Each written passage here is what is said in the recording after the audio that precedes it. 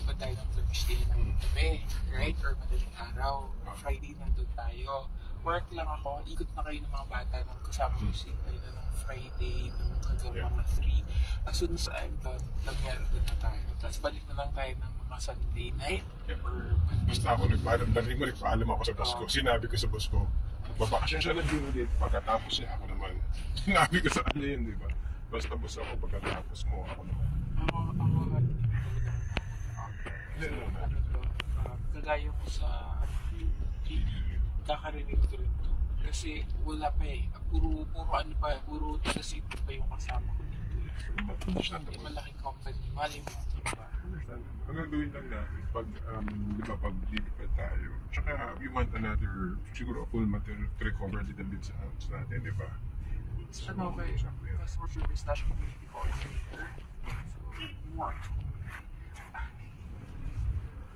Tama-tama lang yun kasi normal na yung sahod mo kay Juniper yun, yung normalize siya. Wala, kasi start ako ng Monday. Pag-start ko ng Monday, sa Friday na wala pa akong sahod. The week after. The week after, may sahod na ako. Pinapasok na yun, Upwork naman maaga kasi sa'yo. Pero supposedly hindi pa eh. Oo. Supposedly the week after ka pa Wednesday eh. Di ba yun yun? Wednesday the week after. So, yung Monday to Friday ko walang sahod. Pero yung sunod ko, yung Friday na may sahod na ako. Yeah, yung first week na pinasok. Ano nga yun sa exercise niya kasi antok siya. Tapos yung bulang malaki po, kailangan niya mag-focus, kailangan niya tingnan niya. Kasi kung hindi po siya makaano po, matatamaan siya. Kaya yung eye contact niya talaga dun sa board. Hindi, tinatamad lang yan. Kaya naman yung sabihin niya. Kung gusto niya saluhin, masasalo naman yun. Kasi nag-struggle niya sa picture niya pag iisipan niya. Alam niya, sabi niya, nag-ano daw siya ng attitude niya. Nag-ano daw siya. Naging firm daw siya ang weekend. May attitude. Dito mami sabi niya, wala yan din yung color. Yan, no? Okay lang. Ganda. Pero naman maganda eh. Ikaw kuya. Yes. Kuya Kelvin ha, I know your attitude ha. Alam namin niya. Kaya hindi kami na-surprise. Pero sa hapon na yung, andyan naman ako mamaya, yung schedule niya na magwawalisan. Okay po. Kasi kailangan yung butos tsaka magwawalis. Walang for chicken bake. At walang chicken bake kasi the same as the naked burrito na chicken. Sabi mo, chicken bake burrito. Wala eh. Chicken ano siya? Chicken. Yun nga. Naked chicken. Sige, okay. Ang napagpapasunod lang dito ng matindi si Che. Oo, kasi yung boses pa lang ni Si Che. Si Che. Tsaka si Che, walang yun. Kahit umiyak, alam ka. Walang napapuso-puso. Tingin lang ni Che. Pero mas late lang talaga siya. Tingin natin siya sa kanya. Tingin siya ni Che eh. Dati mag-ano ka ba nung quesadilla? Uy, meron kasi tayo. Cheese quesadilla. Yung cheese mas may chance kasi pwede. Yung taco pag dumating malambot na eh. Yung cheese na. quesadilla pwede yan. Pwede na. Si Kuya. Kumain na ba to? Opo. Kumain yan. Tapos yung yung sarap, hindi daw muna sila naglakad po. Bali, pinatingnan muna siya ng video. Tapos kailangan niya, habang nanonood siya, kailangan niyang i-write po kung ano dapat gawin. Wala, okay ka na dali. Yes. Gamit mo yung number ko. Ano to eh? Army Navy. Hindi, Ay, ano to? Panda. Panda kasi hindi nag-deliver siya. Pick up na. So, paano yan? Cash? Cash yan. Field payment and address. Standard. Free delivery tayo sa kanila. Yay! Pero cash? Is it? Pwede mag-change. Wait lang. Gcash. Lagay ko Gcash. Panda lang sa Gcash. How much?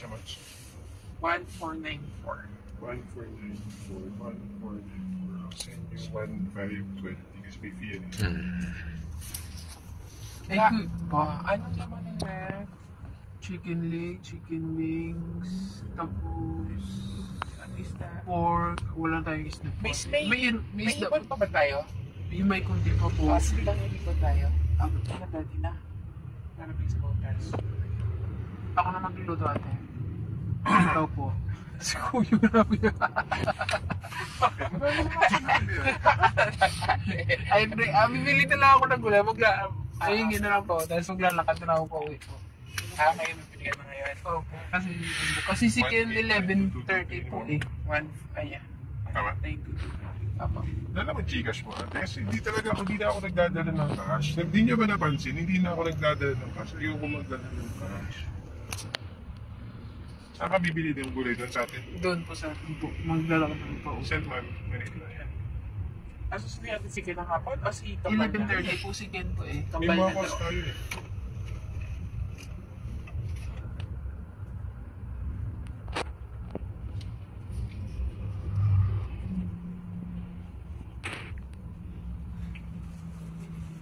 Nakakatawa yung mga mags.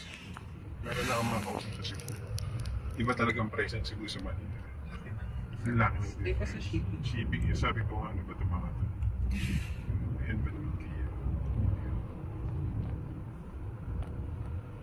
May kausap ako taga ano, San Fernando. Sabi ko, paano mag-ship sa ano? Kasi yung unit niya talaga, Montero. Oh. Maganda pa yung, hindi niya lang kailangan. Kasi nakita ko, ganda naman niya. Yung nakita natin sa Manila, traverse na, ano na, Black Rhino. Nakita natin yun, may mura, pero Manila. May shipping fee, ganun din. Naisip ko, bakit hindi pa ako makamadali? Log in. Log out. Yung maganda yan, may tulog ka ng gabi. You can sleep ng 12 eh. Pero sabi ko kasi I'll start my day earlier kasi before mag 7 o'clock dapat nakapag-JBP na ako for at least 2 hours. So mag-start talaga yung shift ko ng 5. Yeah, that's good. Tapos after nun, sabi mo ng 5 to 5 para meron akong JBP sa umaga, JBP sa hapon. Yeah. 5 to 5. And then okay na. Yeah, well, Ken, Parang regular ano yeah, si Ken naman, 1 month na lang si Ken. Oh. Di ba, 1 month na lang si Ken. Dalawa na yung sasakyan. Binessage ko na si Mitsubishi ulit kung na-ship ba kahapon. Kasi dapat i-ship nila Wednesday eh. Wednesday i-ship. Out na siya, papunta na siya ng pier ng ano. Nagigets ko yun kasi schedule naman talaga yun. Pero, Hindi pa sumasagot. hindi pa sumasagot. Okay lang naman. Sa okay gusto ko talaga, mambunya siya na may paldo na yung